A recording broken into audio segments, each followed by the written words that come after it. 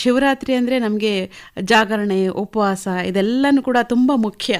ಈ ಸಂದರ್ಭದಲ್ಲಿ ನಮ್ಮ ಕೇಳುಗರಿಗಾಗಿ ಒಂದು ಕಥಾಕೀರ್ತನವನ್ನು ನೀವು ಪ್ರಸ್ತುತಪಡಿಸಬಹುದಾ? ಖಂಡಿತ.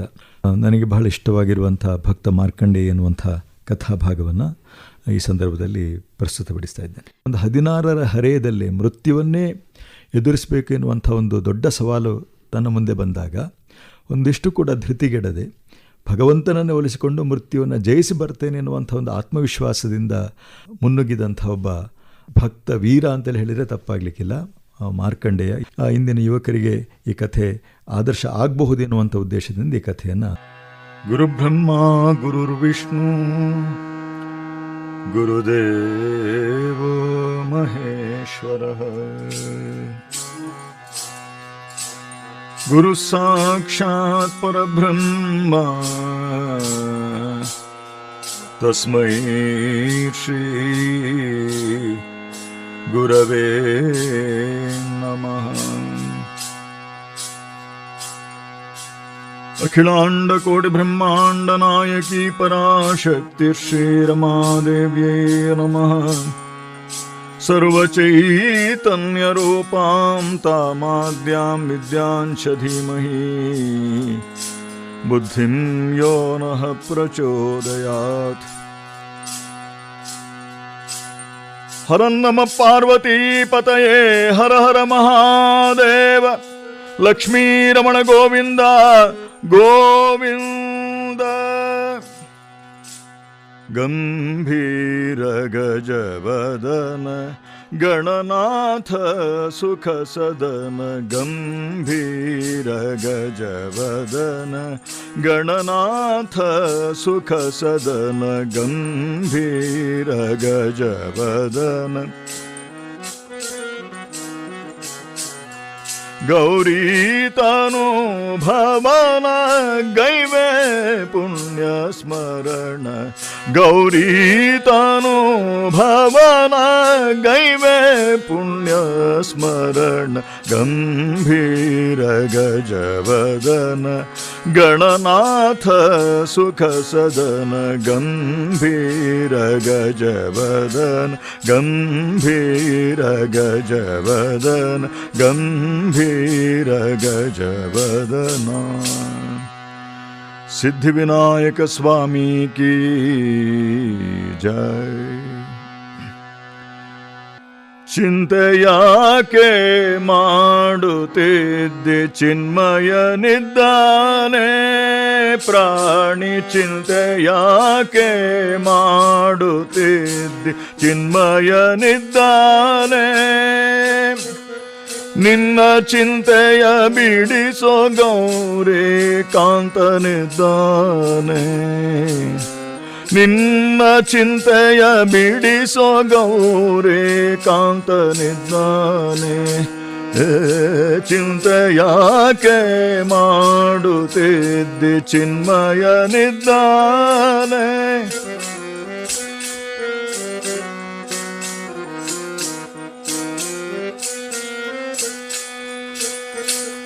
ಎಳ್ಳು ಕೊನೆಯು ಮುಳ್ಳು ಮೊನೆಯು ಪೊಳ್ಳು ಬೀಲದ ಒಳಗೆ ಹೊರಗೆ. ಎಳ್ಳು ಕೊನೆಯು ಮುಳ್ಳು ಮೊನೆಯು ಪೊಳ್ಳು ಬೀಲದ ಒಳಗೆ ಹೊರಗೆ. ಎಲ್ಲ ಠಾವಿನಲ್ಲಿ ಗೌರಿ ನಲ್ಲನಿದ್ದಾನೆ. ಚಿಂತೆಯಾಕೆ ಮಾಡುತ್ತಿದ್ದೆ ಚಿನ್ಮಯನಿದ್ದಾನೆ.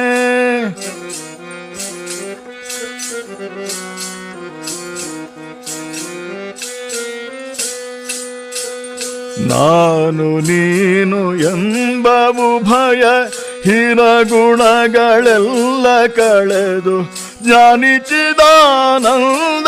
ಸುಖ ಸಂಪೂರ್ಣನಿದ್ದಾನೆ. ಚಿಂತೆಯಾಕೆ ಮಾಡುತ್ತಿದ್ದಿ ಚಿಂತೆಯಾಕೆ ಮಾಡುತ್ತಿದ್ದಿ ಚಿಂತೆಯಾಕೆ ಮಾಡುತ್ತಿದ್ದಿ ಚಿನ್ಮಯನಿದ್ದಾನೆ.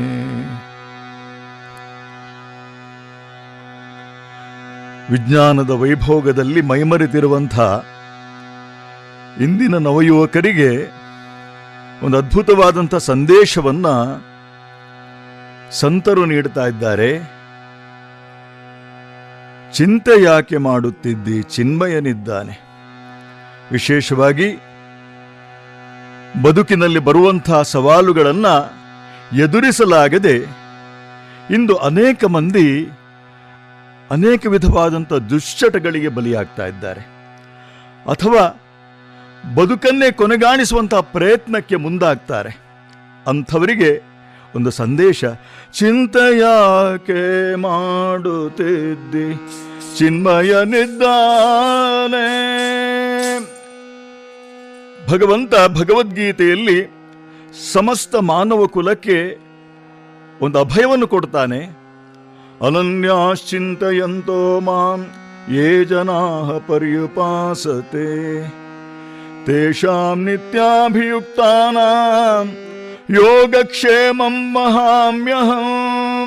ಅನ್ಯ ಯಾವುದೇ ಚಿಂತೆ ಮಾಡದೆ ಯಾರು ನಿರಂತರವಾಗಿ ನನ್ನನ್ನು ಭಜಿಸ್ತಾರೋ ಪೂಜಿಸ್ತಾರೋ ಅಂಥವರ ಯೋಗವನ್ನು ಕ್ಷೇಮವನ್ನು ನಾನು ನಿರ್ವಹಣೆ ಮಾಡ್ತೇನೆ ಅಂತೇಳಿ ಹೇಳಿ. ಇದು ಯಾವುದೋ ಇನ್ಶೂರೆನ್ಸ್ ಕಂಪನಿಯವರು ಕೊಟ್ಟಂಥ ಅಭಯವಲ್ಲ, ಭಗವಂತ ಕೊಟ್ಟಿರುವಂಥ ಅಭಯ. ಹಾಗಾಗಿ ಭಕ್ತಿ ಎನ್ನುವಂಥ ಪ್ರೀಮಿಯಂ ಅನ್ನು ನಾವು ಕಟ್ಟುತ್ತಾ ಇದ್ದರೆ ಭಗವಂತ ಸದಾ ನಮ್ಮನ್ನು ರಕ್ಷಣೆ ಮಾಡುವುದರಲ್ಲಿ ಯಾವುದೇ ಸಂಶಯವಿಲ್ಲ. ಅದಕ್ಕಾಗಿ ನೋಡಿ ಬಸವಣ್ಣನವರು ಹೇಳಿದ್ದು, ನಂಬಿ ಕರೆದರೇವೋ ಎಂಬ ಶಿವನು, ನಂಬದೆ ಕರೆದರೆ ಓ ಎಂಬನೇ ಶಿವನು. ನಂಬಿ ಕರೆದರೇವೋ ಎಂಬ ಶಿವನು, ನಂಬಿ ಕರೆದರೇವೋ ಎಂಬ ಶಿವನು. ಹಾಗಾದ್ರೆ ನಾವು ಕರೀತಾ ಇಲ್ವೇ?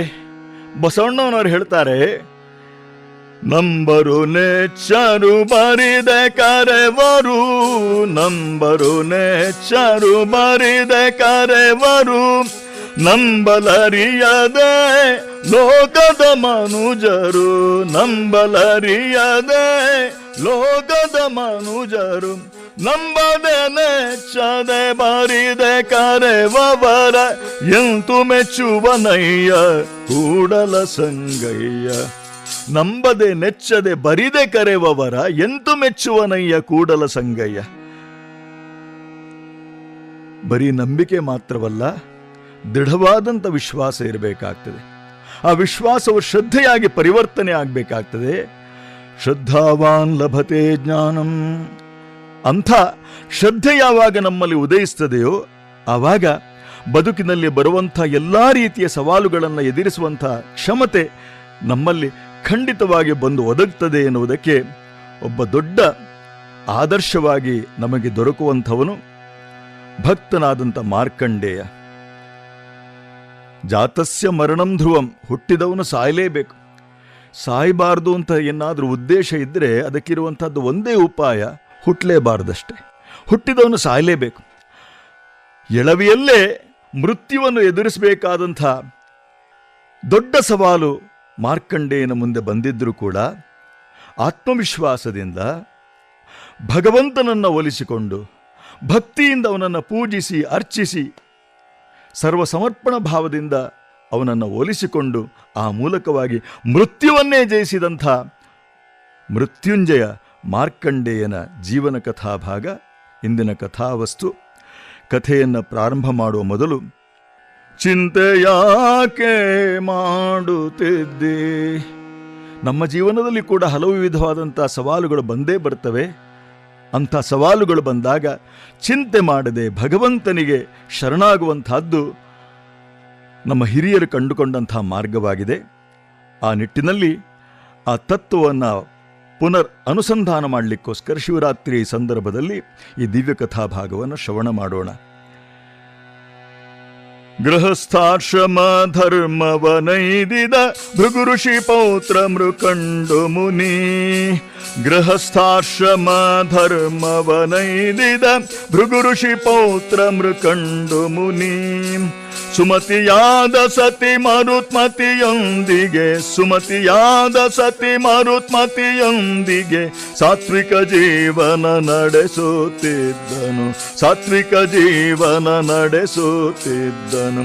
ಓಂ ನಮ ಶಿವಾಯ ಶಿವಾಯ ನಮಃ ಓಂ, ಓಂ ನಮ ಶಿವಾಯ ಶಿವಾಯ ನಮಃ ಓಂ, ಓಂ ನಮ ಶಿವಾಯ ಶಿವಾಯ ನಮಃ ಓಂ, ಓಂ ನಮ ಶಿವಾಯ ಶಿವಾಯ ನಮಃ ಓಂ ನಮ ಶಿವಾಯ, ಓಂ ನಮ ಶಿವಾಯ, ಓಂ ನಮ ಶಿವಾಯ, ಓಂ ನಮ ಶಿವಾಯ, ಓಂ ನಮ ಶಿವಾಯ, ಓಂ ನಮ ಶಿವಾಯ. ಹರ ನಮ ಪಾರ್ವತೀಪತಯೇ, ಹರ ಹರ ಮಹಾದೇವ. ಸಕಲ ದೇವಾದಿ ದೇವತೆಗಳಿಂದಲೂ ಪೂಜಿಸಲ್ಪಡುವಂಥ ಭೃಗು ಮಹರ್ಷಿಯ ಪೌತ್ರ ಮೊಮ್ಮಗ ಮೃಕಂಡು ಋಷಿ ಸುಮತಿಯಾದಂಥ ಸತಿ ಮರುತ್ಮತಿಯೊಂದಿಗೆ ಸಾತ್ವಿಕವಾದಂಥ ನೆಮ್ಮದಿಯ ಜೀವನವನ್ನು ನಡೆಸ್ತಾ ಇದ್ದಾನೆ. ಪರಶಿವನ ಮೇಲೆ ಭಕ್ತಿಯನ್ನ ಇರಿಸಿಕೊಂಡು ಬಂದದ್ದೆಲ್ಲ ಬರಲಿ, ಆ ಶಿವನ ದಯೊಂದಿರಲಿ ಎನ್ನುವಂತಹ ಭಾವದಿಂದ ನೆಮ್ಮದಿಯ ಜೀವನವನ್ನು ನಡೆಸ್ತಾ ಇದ್ರು. ಅವರಿಗಿದ್ದದ್ದು ಒಂದೇ ಒಂದು ಕೊರಗು, ಮಕ್ಕಳಿಲ್ಲ ಎನ್ನುವಂಥ ಕೊರಗು. ಭಗವಂತನೇ ತಮಗೆ ಸರ್ವಸ್ವವಾಗಿದ್ದಾನೆ ಎನ್ನುವಂತಹ ಭಾವದಿಂದ ಅವರು ನೆಮ್ಮದಿಯಿಂದ ಇದ್ರೂ ಕೂಡ ಅಕ್ಕಪಕ್ಕದವರಿಗೆ ಇದನ್ನು ನೋಡಲಿಕ್ಕೆ ಸಾಧ್ಯವಾಗ್ತಾ ಇಲ್ಲ. ಡಿ ವಿ ಜಿಯವರು ಬಹಳ ಸುಂದರವಾಗಿ ಒಂದು ಮಾತನ್ನು ಹೇಳ್ತಾರೆ ಕಗ್ಗದಲ್ಲಿ. ಹೊಟ್ಟೆಯೊಂದರ ರಗಳೆ ಸಾಲದೆಂದೇನೋ ವಿಧಿ, ಹೊಟ್ಟೆ ಕಿಚ್ಚಿನ ಕಿಡಿಯ ನೆಟ್ಟಿಹನು ನರನೊಳ್. ಇವತ್ತಿನ ಕಾಲದಲ್ಲಿ ಹೊಟ್ಟೆ ತುಂಬಿಸುವಂತಹದ್ದೇ ಬಹಳ ಕಷ್ಟದ ಕೆಲಸ. ಹಾಗಿರುವಾಗ ಹೊಟ್ಟೆ ಕಿಚ್ಚು ಎನ್ನುವಂಥ ಕಿಡಿಯನ್ನ ಮನುಷ್ಯನ ಹೊಟ್ಟೆಯೊಳಗೆ ನೆಟ್ಟಿದ್ದಾನಂತೆ. ಡಿ ವಿ ಜಿಯವರು ಹೇಳ್ತಾರೆ, ಹೊಟ್ಟೆ ತುಂಬಿದ ತೋಳ ಮಲಗೀತೋ,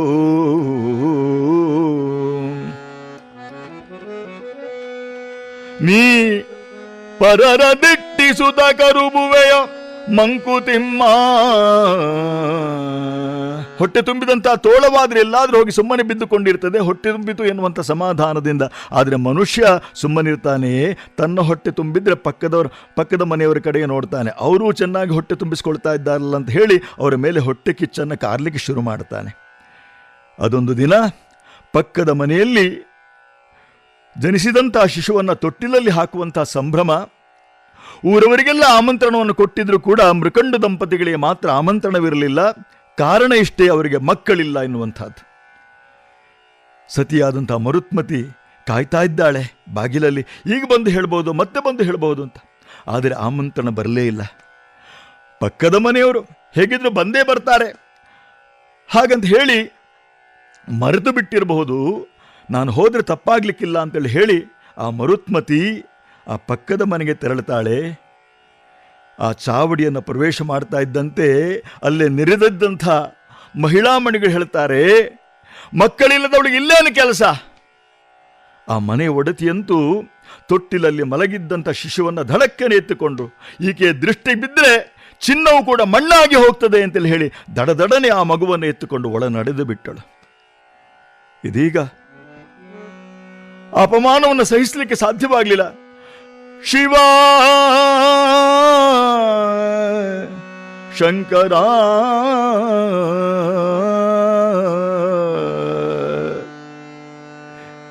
ಧರಣಿ ದೇವಿಯೇ ಬಾಯ್ ಬಿರಿಯಲಾರಳೆ, ಭರದಿ ಅಗ್ನಿಯು ದಹಿಸಲಾರನೆ, ತರಳರಿಗೆ ಜನುಮವೀಯದಾಯಿ ಜನುಮ ಅರಳದುರುಳುವ ಕುಸುಮದಂತಲ್ಲವೇ. ಇಂಥ ಬದುಕು ಇನ್ಯಾಕೆ ಬೇಕು? ಇಲ್ಲ, ನಾನು ಸಾಯಲೇಬೇಕು ಅಂತೇಳಿ ಹೇಳಿ ಧುಮ್ಮಿಕ್ಕುವಂತಹ ಜಲಪಾತದಿಂದ ಧುಮುಕಿ ಪ್ರಾಣತ್ಯಾಗ ಮಾಡ್ತೇನೆ ಅಂತೇಳಿ ಬಂದಿದ್ದಾಳೆ. ಓಂ ನಮ ಶಿವಾಯ, ಓಂ ನಮ ಶಿವಾಯ, ಓಂ ನಮ ಶಿವಾಯ ಇನ್ನೇನು ಹಾರಬೇಕೆನ್ನುವಾಗ ಯಾರೋ ಒಬ್ಬಾಕೆ ಬಂದು ಧಡಕ್ಕನೆ ಮರುತ್ಮತಿಯನ್ನ ಹಿಡ್ಕೊಂಡಿದ್ದಾಳೆ. ಸಾಕ್ಷಾತ್ ಪಾರ್ವತೀ ದೇವಿಯೇ ಕೊರವಂಜಿಯ ರೂಪದಲ್ಲಿ ಬಂದು ತಡೆದಿದ್ದಾಳೆ. ಹೇಳ್ತಾಳೆ, ಹೇ ಮರುತ್ಮತಿ, ಯಾಕಿಂತ ಕೆಟ್ಟ ಕೆಲಸ ಮಾಡ್ಲಿಕ್ಕೆ ಹೊರಟಿದ್ಯಾ? ಋಷಿ ಪತ್ನಿ ಅಲ್ವೇ ನೀನು? ಬದುಕು ಎಷ್ಟು ಅಮೂಲ್ಯವಾದದ್ದು ಗೊತ್ತಿದೆಯೇ ನಿನಗೆ? ಲೋಕಕ್ಕೆ ಆದರ್ಶವಾಗಬೇಕಾದಂಥ ನೀನು ಇಂಥ ಹೇಯ ಕೃತ್ಯಕ್ಕೆ ತೊಡಗಿದ್ದೀಯಲ್ಲ. ಯಾರು ಹೇಳಿದ್ದು ನಿನಗೆ ಸಂತಾನದ ಸೌಭಾಗ್ಯ ಇಲ್ಲ ಅಂತ ಹೇಳಿ?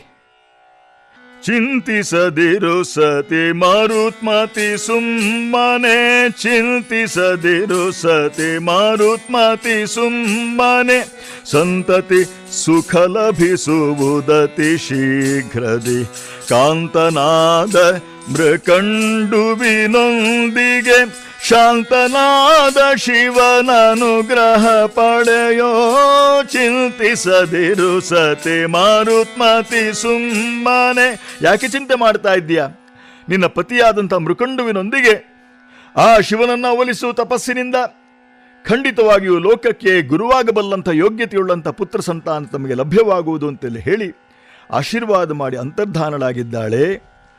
ಮನೆಗೆ ಬಂದಿದ್ದಾಳೆ. ನಡೆದಂಥ ಘಟನೆಯನ್ನು ಪತಿಯೊಂದಿಗೆ ಅರಹಿ ಪತಿಯನ್ನು ಒಪ್ಪಿಸಿ ಇಬ್ಬರೂ ಕೂಡ ಗೋಮತಿ ನದಿ ತೀರಕ್ಕೆ ಬಂದಿದ್ದಾರೆ. ಶುಭ ದಿನದ ಶುಭ ಮುಹೂರ್ತದಲ್ಲಿ ಆ ಶಿವನನ್ನ ಕುರಿತು ತಪಸ್ಸನ್ನ ಪ್ರಾರಂಭ ಮಾಡುತ್ತಾರೆ. ಪತಿಯಾದಂಥ ಮೃಕಂಡು ತಪಸ್ಸಿನಲ್ಲಿ ಮಗ್ನನಾಗಿದ್ದರೆ, ಸತಿಯಾದಂಥ ಮರುತ್ಮತಿ ನಿರಂತರವಾಗಿ ಪತಿ ಸೇವೆಯನ್ನು ಮಾಡುತ್ತಾ ಆತನಿಗೆ ಸಹಕಾರಿಣಿಯಾಗಿ ದುಡಿಯುತ್ತಾ ಇದ್ದಾಳೆ. ಅದೊಂದು ದಿನ ಕಣ್ಣೀರಿಡುತ್ತಾ ಆ ಶಿವನಿಗೆ ಮೊರೆ ಇಡುತ್ತಾ ಇದ್ದಾನೆ. ಶಂಭೋ ಮಹಾದೇವ ಸದಾಶಿವ, ಶಂಭೋ ಮಹಾದೇವ ಸದಾಶಿವ, ಕಾಮಿತ ವರದಾತ ಸುರ ಪೂಜಿತ, ಶಂಭೋ ಮಹಾದೇವ ಸದಾಶಿವ, ಶಂಭೋ ಮಹಾದೇವ ಸದಾಶಿವ, ರಾಜಿತ ಗುಣಧಾಮ ಜಿತ ಕಾಮ, ಸೇವಕ ಜನ ಪ್ರೇಮ ಪಾವನ ನಾಮ, ಶಂಭೋ ಮಹಾದೇವ ಸದಾಶಿವ. ಆ ಪರಶಿವನ ಪ್ರತ್ಯಕ್ಷನಾಗಿದ್ದಾನೆ. ಹೇ ಮೃಕಂಡು, ನಿನಗೇನು ಬೇಕೋ ಕೇಳು. ಪ್ರಭೋ, ಸರ್ವಜ್ಞ ಮೂರ್ತಿಯಲ್ಲವೇ ನೀನು? ಯಾವ ಕಾರಣದಿಂದ ನಾವು ಪರಿತಾಪಕ್ಕೊಳಗಾಗಿದ್ದೇವೆ ನೀನು ತಿಳಿದಿದ್ದೀಯ? ಸಂತತಿಯ ಸೌಭಾಗ್ಯವನ್ನ ನೀಡು. ಪರಶಿವ ಹೇಳ್ತಾನೆ, ಹಾಗಾದ್ರೆ ಶತಾಯುಷಿಯಾಗಿರುವಂಥ ದುಷ್ಟನು ದುರಾಚಾರಿಯು ಆಗಿರುವಂಥ ಪುತ್ರನನ್ನ ನೀಡಲೇ? ಮೃಕಂಡು ಹೇಳ್ತಾನೆ, ಹೇ ಪ್ರಭು, ಲೋಕಕ್ಕೆ ಬೆಳಕಾಗಬಲ್ಲಂತಹ ಪುತ್ರ ಸಂತಾನವನ್ನು ಬಯಸುವಂತಹದ್ದು ಪ್ರತಿಯೊಬ್ಬ ತಂದೆ ತಾಯಿಯ ಆದ್ಯ ಕರ್ತವ್ಯವಾಗಿದೆ. ಹಾಗಿರುವಾಗ ಲೋಕಕ್ಕೆ ಕಂಟಕನಾಗಬಲ್ಲಂಥ ಸಂತಾನವನ್ನು ಪಡೆಯುವುದಕ್ಕಿಂತ ಪುತ್ರ ವಿಹೀನರಾಗಿರುವುದೇ ಲೇಸು. ಹಾಗಾದ್ರೆ ಹೇ ಮೃಕಂಡು, ಲೋಕಕ್ಕೆ ಗುರುವಾಗಬಲ್ಲಂಥ ಯೋಗ್ಯತೆಯುಳ್ಳಂಥ ಪುತ್ರ ಸಂತಾನವನ್ನ ನೀವು ಪಡೆಯುತ್ತೀರಾ? ಆದರೆ ಅವನಿಗೆ ಕೇವಲ 16 ವರ್ಷ ಆಯು. ಹೀಗೆಂದು ಹೇಳಿ ಪರಶಿವ ಅಂತರ್ಧಾನನಾಗಿದ್ದಾನೆ. ಮರುತ್ಮತಿ ಇರಲಿಲ್ಲ. ಬಂದಾಗ ನಡೆದಂಥ ವಿಚಾರವನ್ನು ಅರುಹುತ್ತಾನೆ. ಆದರೆ ಜನಿಸುವಂತಹ ಪುತ್ರನಿಗೆ ಕೇವಲ 16 ವರ್ಷ ಆಯುಷ್ಯ ಎನ್ನುವಂತಹ ಕಠೋರ ಸತ್ಯವನ್ನ ಮಡದಿಯಾದಂಥ ಮರುತ್ಮತಿ ಸಹಿಸಿಕೊಳ್ಳಲಾರಳು ಎನ್ನುವಂತಹ ಕಾರಣದಿಂದ ಆ ಸತ್ಯವನ್ನ ತನ್ನ ಮಡಿಲಲ್ಲೇ ಹೊಟ್ಟೆಯಲ್ಲೇ ಬಚ್ಚಿಟ್ಟುಕೊಂಡಿದ್ದಾನೆ. ಶುಭ ದಿನದ ಶುಭ ಮುಹೂರ್ತದಲ್ಲಿ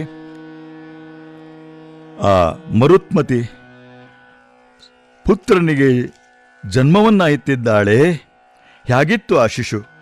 ಹುಣ್ಣಿಮೆಯ ಚಂದಿರನ ತೆರದಿ ಶೋಭಿಪ ಮೊಗವು, ಹುಣ್ಣಿಮೆಯ ಚಂದಿರನ ತೆರದಿ ಶೋಭಿಪ ಮೊಗ, ಕೋಲ್ಮಿಂಚಿನಂದದಿ ಸೆಳೆಯುವ ನೋಟವು, ಕೋಲ್ಮಿಂಚಿನಂದದಿ ಸೆಳೆಯುವ ನೋಟವು, ಕೇದಗೆಯ ಕೆಂಬಣ್ಣ ಚೆಲ್ಲುವ ಕಪೋಲಗಳು, ಕೇದಗೆಯ ಕೆಂಬಣ್ಣ ಚೆಲ್ಲುವ ಕಪೋಲ, ಜ್ಞಾನ ವೈರಾಗ್ಯವ ಬೀರುತಿಹ ನಯನಗಳು, ಜ್ಞಾನ ವೈರಾಗ್ಯವ.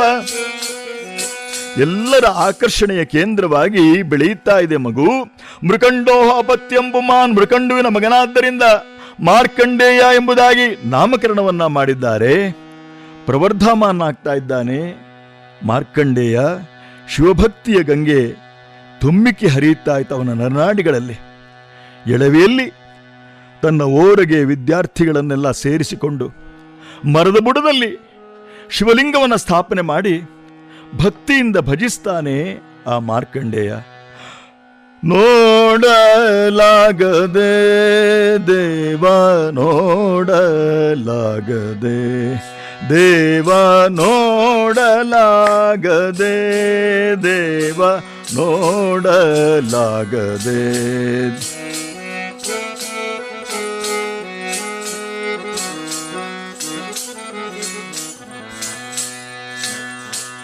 ಕೂಡೆ ನಿನ್ನದಿಟ್ಟಿ ಮೂರು, ಕೂಡೆ ನಿಲ್ಲದಿಟ್ಟಿ ಮೂರು ನಾಡಲೆ ಸುಮಾಡಲೆನ್ನ ನೋಡಲಾಗದೆ, ದೇವ ನೋಡಲಾಗದೆ. ಒಂದು ಕಾಲ ಇತ್ತು, ಮಕ್ಕಳು ದೇವರ ಆಟವನ್ನು ಆಡ್ತಾ ಇದ್ರು, ದೇವರ ಪೂಜೆಯ ಆಟವನ್ನು ಆಡ್ತಾ ಇದ್ರು. ಆದರೆ ಈಗ ಕಾಲ ಬದಲಾಗಿದೆ. ಮಗುವಿಗೆ ಆಡಲಿಕ್ಕೆ ಅಂತೇಳಿ ಹೇಳಿ ಅಪ್ಪ ಆಟಿಕೆಯ ಪಿಸ್ತೂಲನ್ನು ತಂದು ಕೊಡ್ತಾನೆ. ತಾಯಿ ಆ ಪಿಸ್ತೂಲನ್ನು ಮಗುವಿನ ಕೈಯಲ್ಲಿ ಕೊಟ್ಟು ಅಪ್ಪನಿಗೆ ಶೂಟ್ ಮಾಡು ಅಂತೇಳಿ ಹೇಳ್ತಾಳೆ. ಆ ಆಟಿಕೆಯ ಪಿಸ್ತೂಲನ್ನು ಕೈಯಲ್ಲಿ ಹಿಡ್ಕೊಂಡಂಥ ಮಗು ತಂದೆ ಮುಂದೆ ನಿಂತು, ಪಪ್ಪ ನನಗೆ ಚಾಕ್ಲೇಟ್ ಕೊಡು, ಇಲ್ಲಾದರೆ ಶೂಟ್ ಮಾಡ್ತೇನೆ ಅಂತೇಳಿ ಹೇಳಿ ಅಬ್ಬರಿಸ್ತದೆ. ಇವತ್ತು ನಕಲಿ ಪಿಸ್ತೂಲನ್ನು ಹಿಡಿದು ಬೆದರಿಸಿ ಚಾಕ್ಲೇಟನ್ನು ಕಿತ್ತುಕೊಳ್ಳುವಂಥ ಮಗು ನಾಳೆ ಬೆಳೆದು ದೊಡ್ಡವನಾಗಿ ಅಸಲಿ ಪಿಸ್ತೂಲನ್ನೇ ಹಿಡಿತಾನೆ ಅಪ್ಪನ ಮುಂದೆ. ಆಸ್ತಿಯಲ್ಲಿ ಪಾಲು ಕೊಡು ಅಂತೇಳಿ ಹೇಳಿ ಬೆದರಿಸಿ ಕಿತ್ತುಕೊಳ್ತಾನೆ. ಅಂಥ ಸಮಾಜವನ್ನು ನಾವಿವತ್ತು ಕಾಣ್ತಾ ಇದ್ದೇವೆ. ಆದರೆ ಇಲ್ಲಿ ಸಂಸ್ಕಾರ ಸಂಪನ್ನನಾದಂಥ ಮಾರ್ಕಂಡೇಯ ಎಲ್ಲರ ಕಣ್ಮಣಿಯಾಗಿ ಬೆಳೆಯುತ್ತಾ ಇದ್ದಾನೆ. ಅನೇಕ ಮಂದಿ ಋಷಿಮುನಿಗಳೆಲ್ಲ ಬಂದು ಕೊಂಡಾಡ್ತಾ ಇದ್ದಾರೆ ಆ ಮಾರ್ಕಂಡೇಯನಲ್ಲಿದ್ದಂಥ ದಿವ್ಯವಾದಂಥ ಪ್ರತಿಭೆಯನ್ನು, ಅವನಲ್ಲಿ ಮುಖದಿಂದ ಹಾರ್ತಾ ಇದ್ದಂಥ ಜ್ಞಾನದ ಕಿಡಿಗಳನ್ನು ಹಾಕ್ಕೊಂಡು. 16 ವರ್ಷ ತುಂಬುವಂಥ ದಿನ ಸನ್ನಿಹಿತವಾಗ್ತಾ ಇದೆ.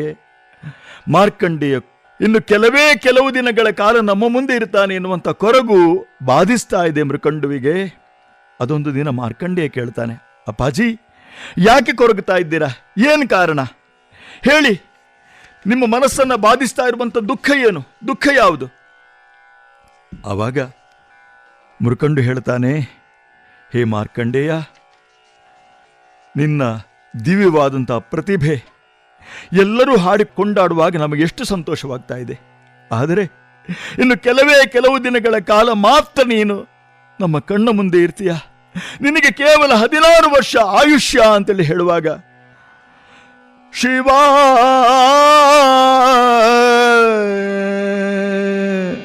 ಶಂಕರ ಶಂಭೋ, ಇದನ್ನು ಕೇಳ್ತಾ ಇದ್ದಂಥ ಆ ಮರುತ್ಮತಿ ಮೂರ್ಛೆ ತಪ್ಪಿ ಬಿದ್ದಿದ್ದಾಳೆ. ಶಂಕರ ಶಂಭೋ. ಮಾರ್ಕಂಡೇಯ ಬಂದು ಶುಶ್ರೂಷೆ ಮಾಡ್ತಾನೆ. ಬಳಿಕ ತಾಯಿಯನ್ನು ಎಚ್ಚರಿಸಿ ಹೇಳ್ತಾನೆ, ಅಮ್ಮ ಯಾಕೆ ಚಿಂತೆ ಮಾಡ್ತಾ ಇದ್ದೀಯಾ?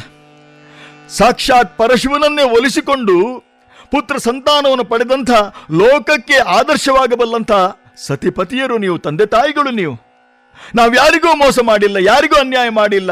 ಇಷ್ಟರವರೆಗೆ ಧರ್ಮದಿಂದ ನಡೆದಿದ್ದೇವೆ, ಸತ್ಯದಿಂದ ನಡೆದಿದ್ದೇವೆ. ಹಾಗಾಗಿ ನಾವು ಮೃತ್ಯುವಿಗೆ ಯಾಕೆ ಭಯಪಡಬೇಕು?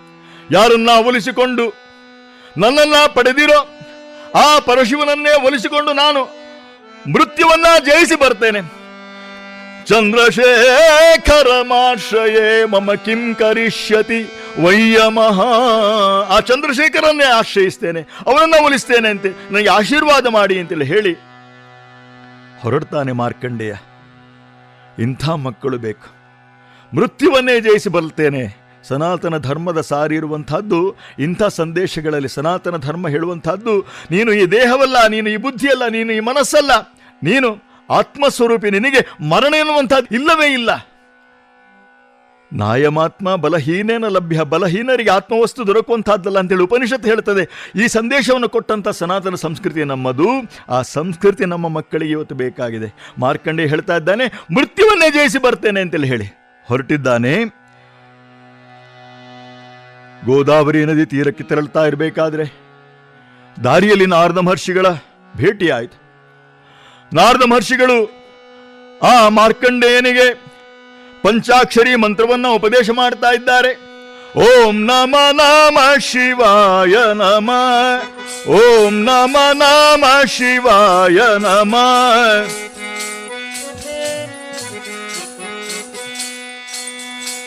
ನೀಲಕಂಠ ನಿಗಮಾಗಮ ಸನ್ನುತ ಫಾಲ ನೇತ್ರ ಕರುಣಾಕರ ಶಂಕರ ನಾಮ ಶಿವಾಯ ನಮ. ಓಂ ನಮ ನಮ ಶಿವಾಯ, ನಾಮ ಶಿವಾಯ, ನಾಮ ಶಿವಾಯ ನಮ. ಆ ಗೋದಾವರಿ ನದಿ ತಟದಲ್ಲಿ ಶಿವಲಿಂಗವನ್ನ ಸ್ಥಾಪನೆ ಮಾಡಿದ್ದಾನೆ. ಹಗಲಿರುಳೆನ್ನದೆ ಆ ಶಿವನನ್ನ ಭಜಿಸ್ತಾ ಇದ್ದಾನೆ, ಪಂಚಾಕ್ಷರಿ ಮಂತ್ರವನ್ನು ಜಪಿಸ್ತಾ ಇದ್ದಾನೆ. 16 ವರ್ಷ ತುಂಬುವಂತಹ ದಿನ ಸನ್ನಿಹಿತವಾಗಿದೆ. ಯಮಧರ್ಮರಾಯ ತನ್ನ ಅನುಚರರನ್ನ ಕರೆದು ಆದೇಶವನ್ನು ನೀಡ್ತಾ ಇದ್ದಾನೆ, ಹೋಗಿ ಆ ಮಾರ್ಕಂಡೇಯನ ಪ್ರಾಣಹರಣ ಮಾಡಿ ಬನ್ನಿ. ಆ ಯಮಭಟರು ಹೊರಟಿದ್ದಾರೆ. ಬರ್ತಾರೆ ಗೋದಾವರಿ ನದಿ ತಟಕ್ಕೆ. ಬಂದು ನೋಡ್ತಾರೆ, ಶಿವ ನಿನ್ನ ಪಾದವನು ನಂಬಿದೆ, ನಿನ್ನ ಪಾದನ ಶಿವ ನಿನ್ನ ಪಾದವನು ನಂಬಿದೆ, ಎನ್ನ ಕಾಯುವ ಭಾರವು ನಿನ್ನದು ಎಂದೆ. ಭಕುತರ ಬಂಟ ನೀನಂತೆ, ಮುನ್ನ ಬಾಣನ ಬಾಗಿಲ ಕಾಯ್ದವನಂತೆ. ಭಜನೆಯಲ್ಲಿ ತಲ್ಲೀನನಾಗಿದ್ದಾನೆ. ಇಹಲೋಕದ ವಿಸ್ಮೃತಿಯಾಗಿದೆ ಮಾರ್ಕಂಡೇಯನಿಗೆ. ಆ ಮಾರ್ಕಂಡೇಯನ ಪ್ರಾಣಹರಣ ಮಾಡಲಿಕ್ಕೆ ಮುಂದೆ ಬರ್ತಾ ಇದ್ದಾರೆ. ಆದರೆ ಸಾಧ್ಯವಾಗ್ತಾ ಇಲ್ಲ. ಯಾವುದು ಅವ್ಯಕ್ತವಾದಂಥ ಶಕ್ತಿ ಅವರನ್ನು ಹಿಮ್ಮೆಟ್ಟಿಸಿದಂತೆ ಭಾಸವಾಗ್ತಾ ಇದೆ. ಹಿಂದಿರುಗಿದ್ದಾರೆ ಯಮಭಟರು. ಆವಾಗ ಯಮಧರ್ಮರಾಯ ತಾನೇ ಹೊರಟಿದ್ದಾನೆ. ಗೋದಾವರಿ ನದಿ ತಟಕ್ಕೆ ಬರ್ತಾ ಇದ್ದಾನೆ. ಬಂದು ನೋಡುವಾಗ ಅನ್ಯಥಾ ಶರಣಂ ನಾಸ್ತಿ ತ್ವಮೇವ ಶರಣಂ ಮಮ, ತಸ್ಮಾತ್ ಕಾರುಣ್ಯ ಭಾವೇನ ರಕ್ಷ ರಕ್ಷ ಮಹೇಶ್ವರ. ಆ ಶಿವಲಿಂಗವನ್ನ ಬಾಚಿ ಆಲಂಗಿಸಿಕೊಂಡು ಕಣ್ಣೀರಿಡ್ತಾ ಇದ್ದಾನೆ ಮಾರ್ಕಂಡೇಯ. ಹೇ ಪ್ರಭು, ಬದುಕಬೇಕೆನ್ನುವಂತ ಆಸೆ ನನಗಿಲ್ಲ. ಆದರೆ ತಂದೆ ತಾಯಿಗಳ ಕಣ್ಣೀರನ್ನು ಇಂಗಿಸದೆ ಹೋದ್ರೆ ನಾನು ಎಂಥ ಪುತ್ರ?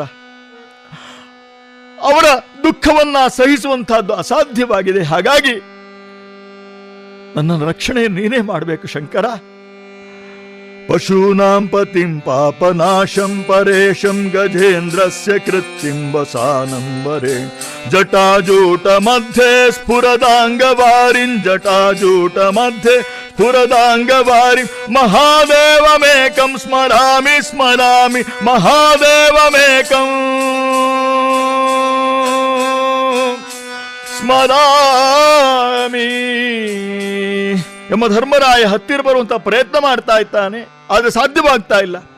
ಕೊನೆಗೆ ದೂರದಿಂದಲೇ ತಾನು ನಿಂತಲ್ಲಿಂದಲೇ ಪಾಶವನ್ನು ಎತ್ತಿ ಎಸೆಯುತ್ತಾನೆ. ಆದರೆ ಎಸೆದಂಥ ಪಾಶ ಮಾರ್ಕಂಡೇಯ ಹಾಗೂ ಶಿವಲಿಂಗ ಎರಡನ್ನೂ ಆವರಿಸಿದೆ. ಶಿವಲಿಂಗ ಸಮೇತವಾಗಿ ಮಾರ್ಕಂಡೇಯನ ಕೊರಳಿಗೆ ಬಿದ್ದಿದೆ ಆ ಪಾಶ. ಶಿವಕಾಂತ ಶಂಭೋ ಶಶಾಂಕಾರ್ಧ ಮೌಲೆ ಮಹೇಶಾನ ಶೂಲಿ ಜಟಾಜೂಠಧಾರ್. ಶಿವಕಾಂತ ಶಂಭೋ ಶಶಾಂಕಾರ್ಧ ಮೌಲಿ ಮಹೇಶಾನ ಶೂಲಿಂ ಜಟಾಜೂಠಧಾರ್. ತ್ವಮೇಕೋ ಜಗದ್ವ್ಯಾಪಕೋ ವಿಶ್ವರೂಪ ಪ್ರಸೀದ ಪ್ರಸೀದ. ಪ್ರಭೋ, ಜೋರಾಗಿ ರಭಸದಿಂದ ಎಳೆಯಬೇಕಾದ್ರೆ ಧಡಾರಿ ಅನ್ನುವಂಥ ಶಬ್ದ ಕೇಳಿ ಬಂತು. ಮಾರ್ಕಂಡೇಯ ನೋಡ್ತಾ ಇರಬೇಕಾದ್ರೆ ಶಿವಲಿಂಗರ ಮಧ್ಯದಿಂದ ಆ ಪರಶಿವ ಶಂಕರ ಪ್ರತ್ಯಕ್ಷನಾಗಿದ್ದಾನೆ. ಹರ ಹರ ಶಂಕರ ಪ್ರಳಯ ಭಯಂಕರ ತೋರಿದ ರೌದ್ರ ಲೀಲೆ, ಹರ ಹರ ಶಂಕರ ಪ್ರಳಯ ಭಯಂಕರ ತೋರಿದ ರೌದ್ರ ಲೀಲೆ. ರುದ್ರ ಮನೋಹರ ನೇತ್ರಗಳಿಂದ ಕಾರಿದ ಕ್ರೋಧ ಜ್ವಾಲೆ, ರುದ್ರ ಮನೋಹರ ನೇತ್ರಗಳಿಂದ ಕಾರಿದ ಕ್ರೋಧ ಜ್ವಾಲೆ. ಸಿಡಿದದ್ದವು ಜ್ವಾಲಾಮುಖಿಗಳು, ಭುಗಿಲದ್ದವು ತ್ರೈಭುವನಗಳು, ಉಕ್ಕೇರ್ದವು ನವಜಲ ಶರದಿಗಳು, ದಿಕ್ಕೆಟ್ಟವು ವನಜಲಚರಗಳು. ಹರ ಹರ ಶಂಕರ ಪ್ರಳಯ ಭಯಂಕರ ತೋರಿದ ರೌದ್ರ ಲೀಲೆ, ರುದ್ರ ಮನೋಹರ ನೇತ್ರಗಳಿಂದ ಕಾರಿದ ಕ್ರೋಧ ಜ್ವಾಲೆ. ಶಂಕರ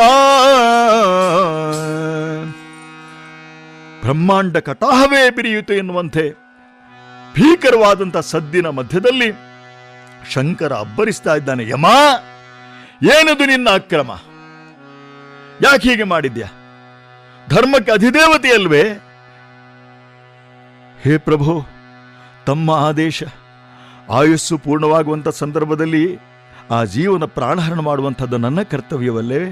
ಆ ಕರ್ತವ್ಯ ಪಾಲನೆಗಾಗಿ ನಾನು ಬಂದಿದ್ದೇನೆ.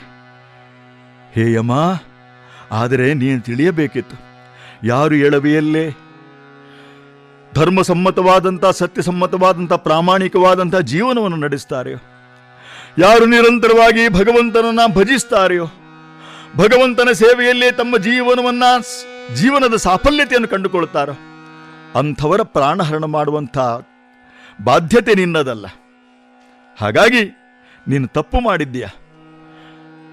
ಹೇ ಮಾರ್ಕಂಡೇಯ, ಭಕ್ತಿಯ ಶಕ್ತಿಯಿಂದ ಮೃತ್ಯುವನ್ನೇ ಜಯಿಸಿದಂಥ ಮೃತ್ಯುಂಜಯ ನೀನು ಸದಾಕಾಲ 16ರ ಹರೆಯದ ಚಿರಂಜೀವಿಯಾಗಿರ್ತೀಯ. ಲೋಕಕ್ಕೆ ಬೆಳಕಾಗಬಲ್ಲಂಥ ಜ್ಞಾನದ ಬೋಧವನ್ನ ಲೋಕದೆಡೆಲ್ಲೆಡೆ ನೀನು ಪಸರಿಸ್ತೀಯ. ನಿನಗೆ ಕಲ್ಯಾಣವಾಗಲಿ ಅಂತೇಳಿ ಹೇಳಿ ಪರಶಿವ ಆಶೀರ್ವಾದವನ್ನು ಮಾಡಿ ಅಂತರ್ಧಾನನಾಗ್ತಾನೆ. ಶಂಕರ ಶಿವ ಶಂಭೋ ಶಿವಾಯ ನಮಃ, ಮಹೇಶ್ವರಾಯ ನಮಃ, ಶಂಭವೇ ನಮಃ, ಪಿನಾಕಿನೇ ನಮಃ, ಶಶಿಶೇಖರಾಯ ನಮಃ, ವಾಮದೇವಾಯ ನಮಃ, ಘೋರಾಯ ನಮಃ, ತತ್ಪುರುಷಾಯ. ಹೇ ಶಂಕರ, ಎಂಥ ಅನುಗ್ರಹ ಮಾಡಿದೆ, ಚಿರಂಜೀವಿಯಾಗಿಸಿದೆಯಲ್ಲ ನನ್ನನ್ನು ಅಂತೇಳಿ ಹೇಳುವಾಗ ಮೃಕಂಡು ದಂಪತಿಗಳು ಕೂಡ ಬಂದು ಈ ದೃಶ್ಯವನ್ನ ಕಣ್ತುಂಬಿಕೊಳ್ತಾ ಇದ್ದಾರೆ.